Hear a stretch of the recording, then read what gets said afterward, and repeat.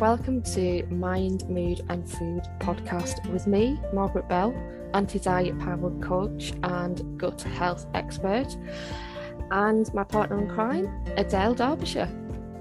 Hello, I am a yoga teacher and creator of Find Your Inner Sparkle, which is a toolbox, 50 ways to help you to look and feel better from the inside out. And welcome back. This week we are talking about how stress plays a role on our gut health. So I'm going to hand over to our resident gut expert, Margaret Bell. This is all a bit strange again, isn't it? Because we haven't recorded it for I a know, while. I almost forgot what to say. I was like, wait a minute. Who are we? What is my name? What are we doing? I know. Just to clarify, we've had a little bit of a break and now we've come back to it today. So if we're a little bit Off our rusty, game. is the best way to put it. Apologies. But yeah, crikey, stress and our gut, what a role they actually play together. And this is something I've got very, very deeply into over our little summer break. The fact that obviously there's a huge connection between the gut and brain. And a little fact for you, Adele, that we get 90% of the information from the gut goes to the brain, but only 10% of the information from the brain goes to the gut. So when you think about it, all the information going to the brain is really telling the brain what's going on, what the different bacteria are doing, how digestions happen, and that can actually really quite influence what our feelings and our emotions are. So it's a kind of ongoing cycle kind of thing. So when we think about it that way, the likes of emotions that we're having, anger, anxiety, even as far as depression, all affect the gut. So I'll take anxiety for a moment, because a lot of us feel anxiety and stress. But anxiety in specifics, if we're feeling anxiety, the colon actually quickens up. Meaning Yeah. things are going to move through quicker. Things are going to flow quick. But kind of makes sense. It's that, like, if you were in absolute fear and terror, for example, you know, that kind of thing happens, doesn't it? So that does make sense. On a lesser scale, you might not notice it as much. I mean, it's going to sound a bit gross, but what happens when I go for a run? And runners will relate to this. Yeah. What's she called? Paula Radcliffe? Most famously. I think we know where this is going. Yeah, you've got to go. You got to go. And she went. And she did.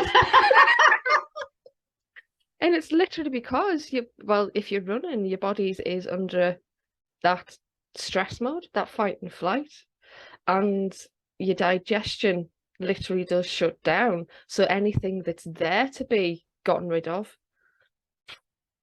is gotten rid of. But going more into the likes of what happens when we are stressed and what happens in regards to our gut, it's really quite fascinating. For a start, obviously, if we're stressed, we're in fight or flight, which is that, when everything is flowed towards our limbs, our eyes, our pupils are dilated so we can see better, and our thought patterns are more focused and clear so we can get out of dodge. Which means that nothing is happening in the digestive system at all. It completely shuts down. Yeah. So it's the fight, flight, or freeze response is very. I talk about this a lot in my yoga classes. In that what we're trying to do when we relax and when we become more mindful. We're trying to get out of fight or flight.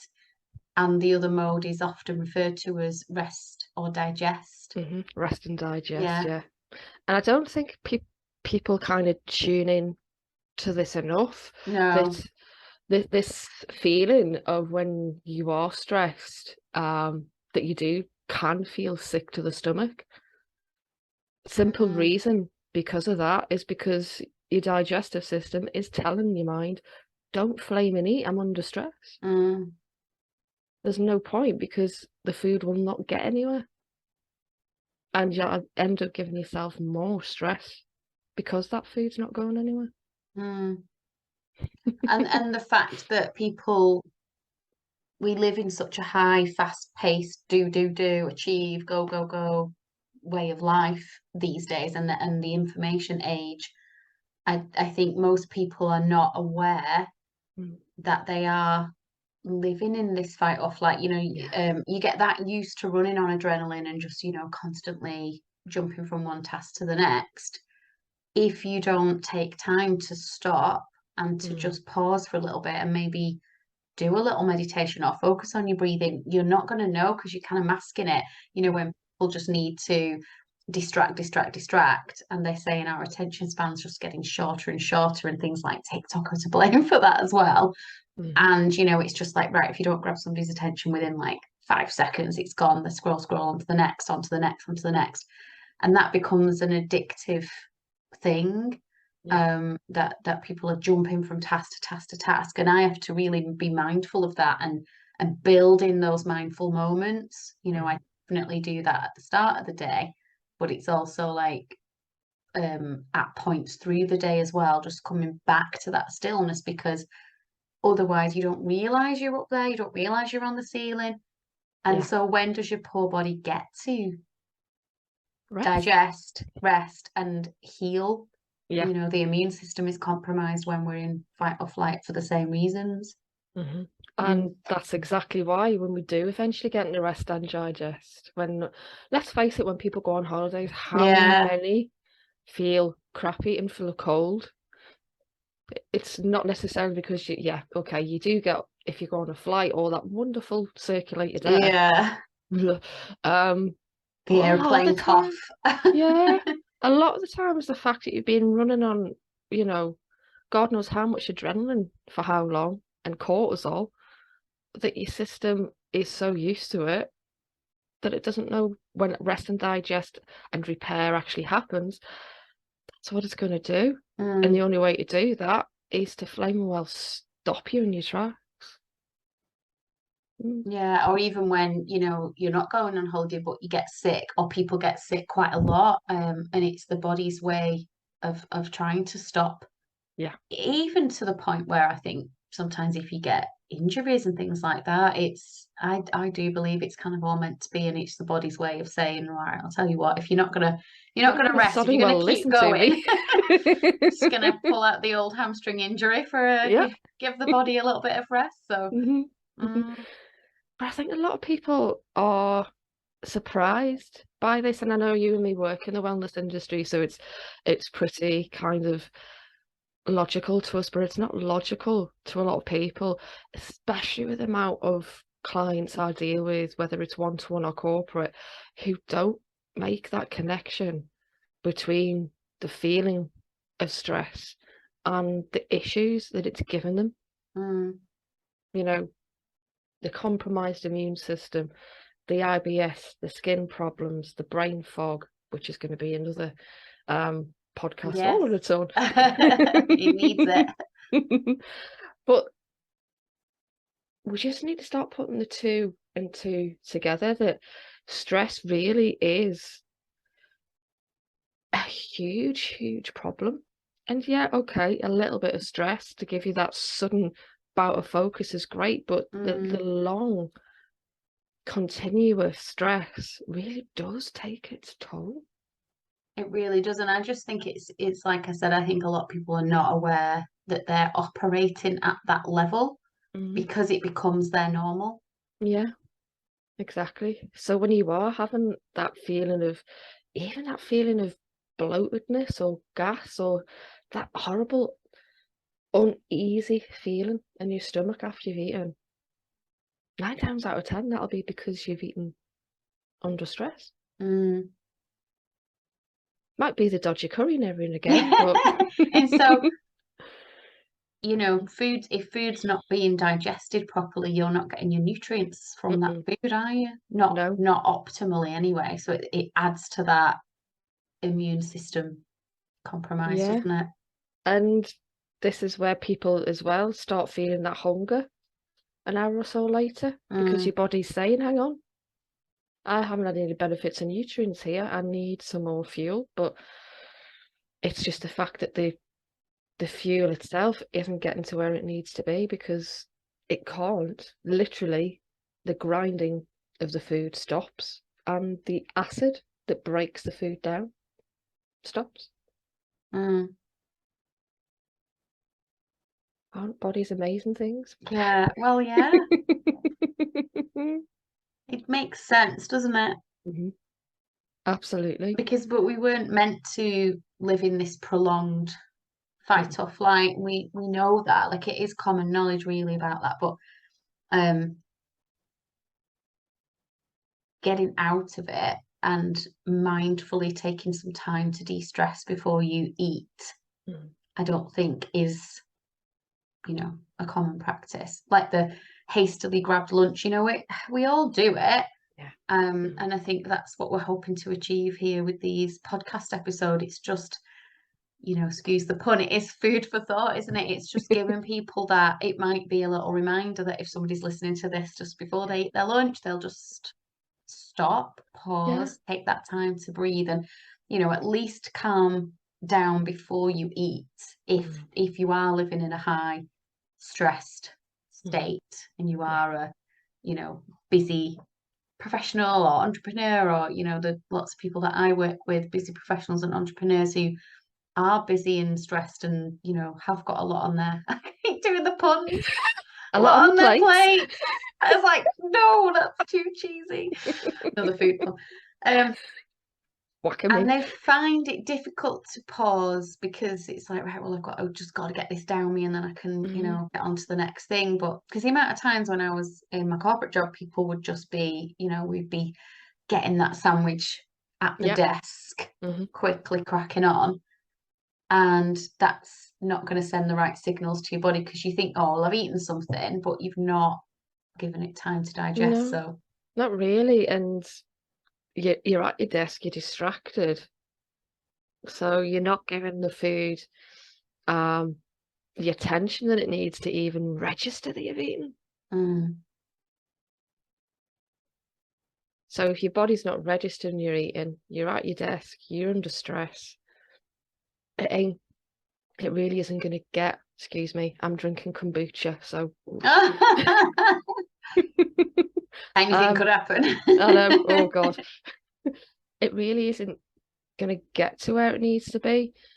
And if this constantly keeps on going on, then that's when dis-ease starts coming in.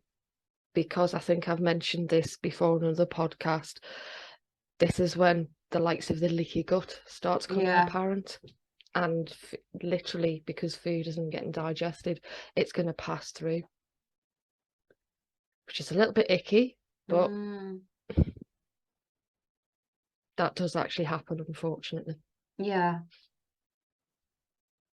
so it's not about what you're eating this time, it's really more about how you're eating and your behavior day to day and how much time you're taking, you know, for yourself, for your self-care, you know, to get that system back into equilibrium. I went on a trauma yoga training weekend once where she was talking about, you know, I quite like the imagery of the traffic lights, and we rarely enter the red phase because that's like when you have kind of shut down, you know, in the freeze mode of fight, flight, or freeze, because you can't even do anything. You just it's like overwhelming, total burnout kind of situation, or deep trauma.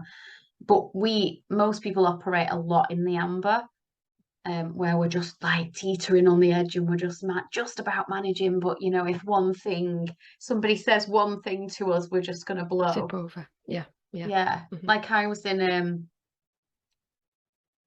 going to say Costa Starbucks. We're not sponsored by a coffee shop, but I have just realised that I've managed to get coffee into this again, and I did not Oh plan my it. I God. swear, I did not plan it.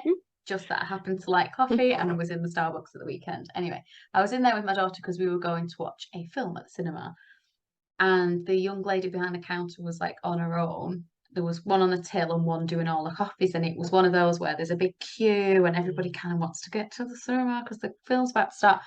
And I was explaining my order really carefully to the lady on the till, but I think she was new.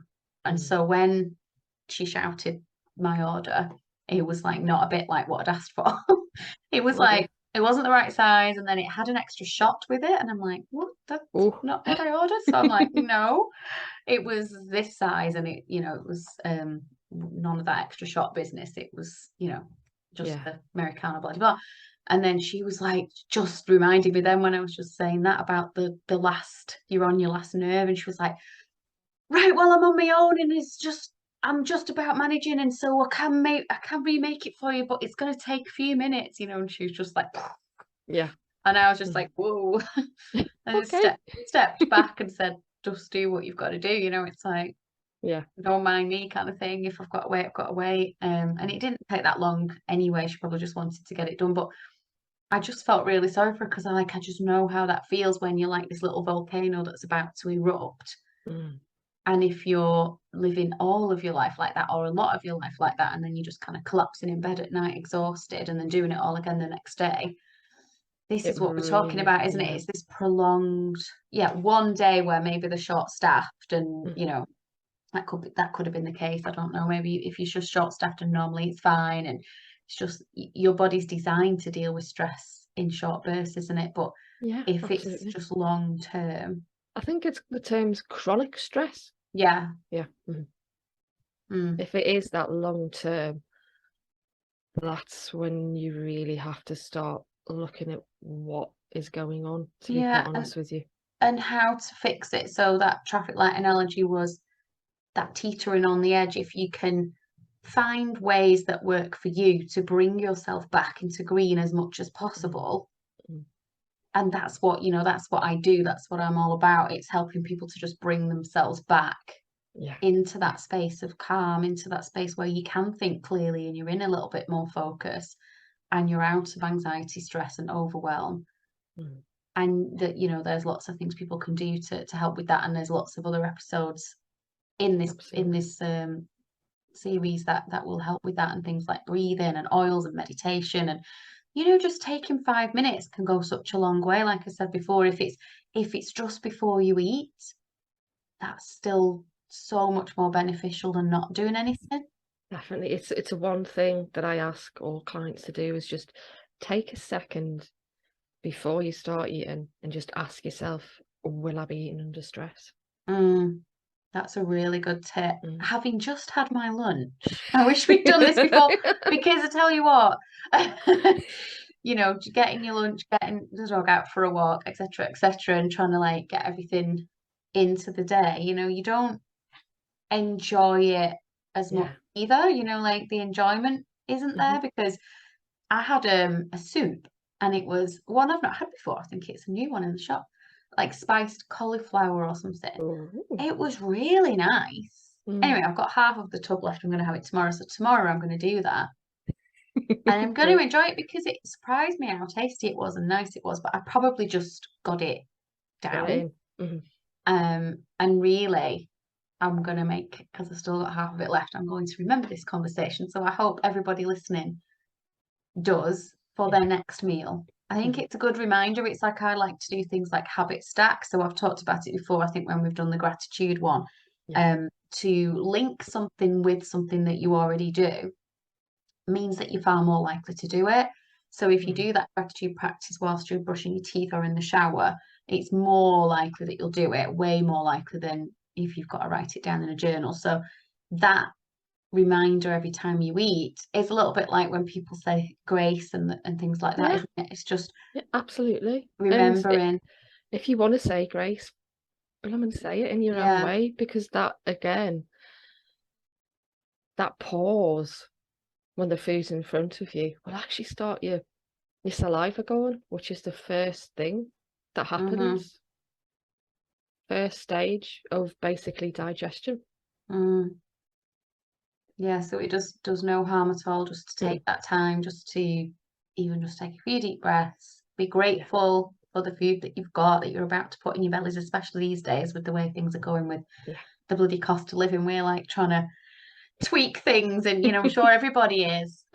So we do need, it's better than ever time to be more grateful for what we're eating, isn't it? And to get that digestion, get the juices flowing, give yourself a moment before you dive in. And it's definitely something that I'm going to take away from this, because I think it's something that I need. I do like my food, so I do tend to eat it quite quickly. So slowing it down. Yeah, take a pause, slow down. I mean, because we could talk about this for ages, because it's the whole digestion process. I remember it from science at school. My daughter's been doing it recently.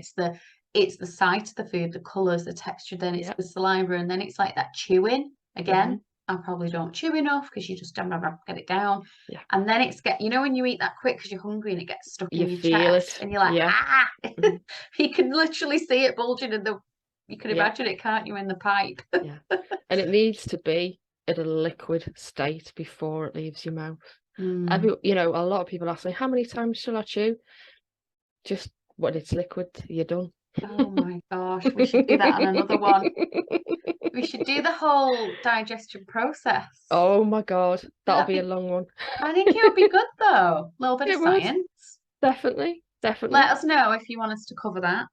Okay, absolutely. I'll have a lot of fun doing that, telling you all the different ins and outs. Ins and outs. Lovely. Looking forward to that.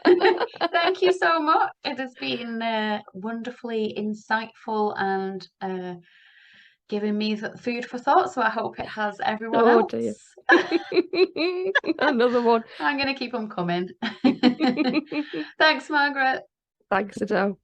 Thanks, everyone. Do make sure that you hit the like button and subscribe wherever you get your podcast from, and let us know if you enjoyed today's episode. Please do. Bye.